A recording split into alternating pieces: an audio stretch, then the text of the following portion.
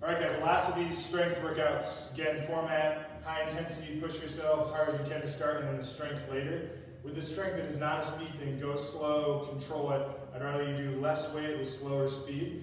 So this first one, what we're doing for our speed thing is you're gonna run 1 mile to start, and you're gonna run it as fast as you can. Track it out in your neighborhood. If you have a treadmill, power to you. But you should be able to run a mile around 8 minutes, I would hope, if not faster. So you're gonna run a mile, 8 minutes or so or faster, and then you're gonna do 3 things 3 times. And your 3 things you're gonna do are squat jumps.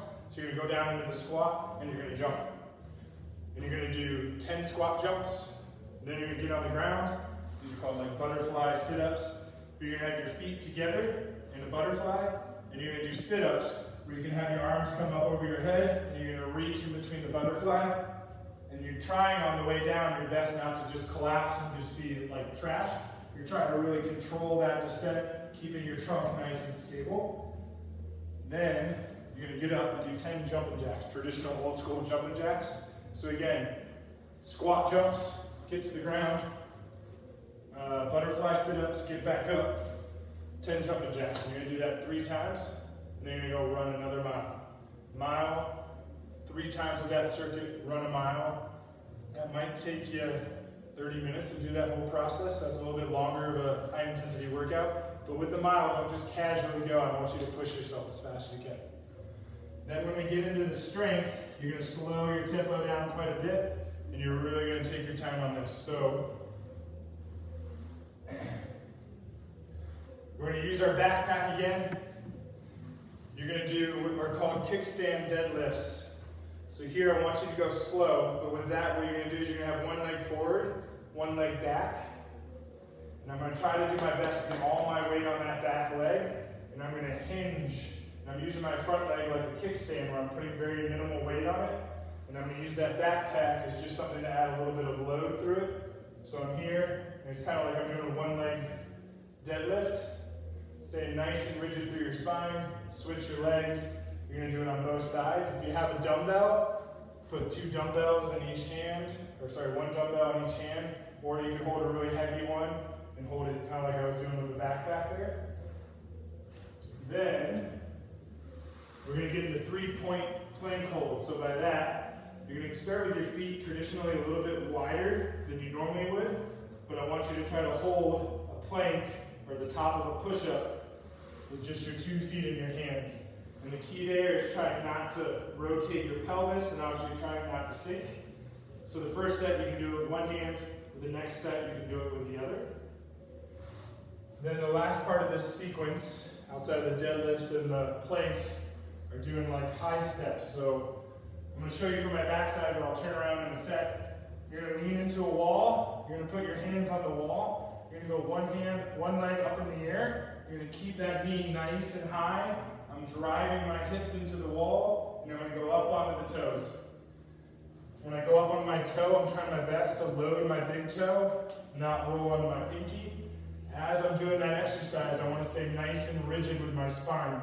So as I go up and down, I don't want to start to collapse. And you're going to do that on each side, 8 reps, each side staying nice and tall. So that sequence was the deadlifts, the planks, and the glorified like calf raises there. Then we're going to get into,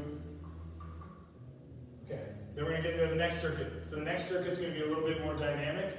With this third workout, you're not just doing traditional squats, we're trying to add a little bit more cardio with it as well. So set 2 or circuit 2 here is you're doing 10 body weight squats, 10 jumps. So it's going to look like this. Squat like you traditionally would, trunk upright, butt below your knees. And then you're going to do tuck jumps where you're bringing your knees up to your hands. So you're going to do 10 squats, 10 of those tuck jumps.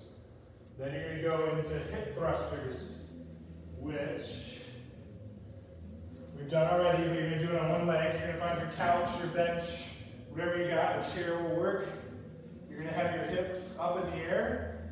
You want your chin tucked, your core tight, try not to droop. I'm going to go 1 leg up in the air. I'm going to hold for 10 seconds, do 10 reps, switch legs, hold for 10 seconds, do 10 reps, keep that chin tucked throughout. That's kind of And then we're gonna get into like another plank exercise where these are called plank pull-throughs. The whole point of the plank pull-through is not to do this. So it's controlling rotation. The backpack would work, you could do something else, but I'm gonna be here, I'm gonna pull the weight through, transition. Pull the weight through, transition. The wider your feet are, the easier the exercise. So you can see if I go narrow, like there's no way I can go without like swaying my hips and twisting. Whew. So find that distance of your feet where you can keep your trunk stable and pull that weight side to side. So again, there we've got the 3 exercises where the squats with jumps, you've got the hip thrusters off the couch, and you've got the plank pull-throughs. Then, the last circuit here is again a little bit of jumping as well. So these are called skier hops. So with the skier hop, basically, the visual I give is if you had your legs really wide apart, sometimes I put tape on the ground or mark it if you want. That's where I want your landings to be. And you're gonna pretend like you're almost skiing, but you're gonna go to the side, stick it, up, stick it, up, stick it. And the cue I give is you're low on the edges, high in the middle, low on the edges. So it's not this, there is like a catch phase to it where you're up, catch, catch. And you're gonna do that for 30 seconds. Then, you're gonna go on your back, and you're gonna do this weird kind of core exercise. Follow me here if you've never done this, but it's called a Turkish get-up, and I'll explain it nice and slow here. Is you're gonna have one knee bent, and that same side arm is gonna be up towards the ceiling. My other leg straight, my other arm straight.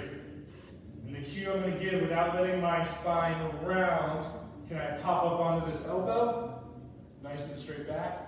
Pop up onto your hand, lift your butt up in the air. Butt down, elbow down, back down. So let me do that again. Elbow, hand, butt in the air, butt back down, elbow down, onto your back. The less this leg moves, the better. The less your spine rounds, the better. And you're gonna do 3 on each side. Just show you once more. Again, if you have a weight and you feel confident with it, you can hold a 10-pound weight or something with a little bit of load. But again, that's a controlled exercise. Don't just plow through it. And then the last one we're doing there is I want you to do hover holds of just holding like a tabletop position. Hands on your shoulders, knees on your hips, on your toes, and you're gonna hold for roughly 30 seconds. Take nice slow breaths. Don't let your knees touch. Don't let your belly droop. Keep your chin tucked. So again, the last circuit there, we're doing the skier hops, side to side. You're doing the weird get up exercise, and you're doing the kind of hover holds. So again, we got the running high intensity thing. You have your 3 strength circuits. We'll give you the Excel file with all this info, and we'll go from there.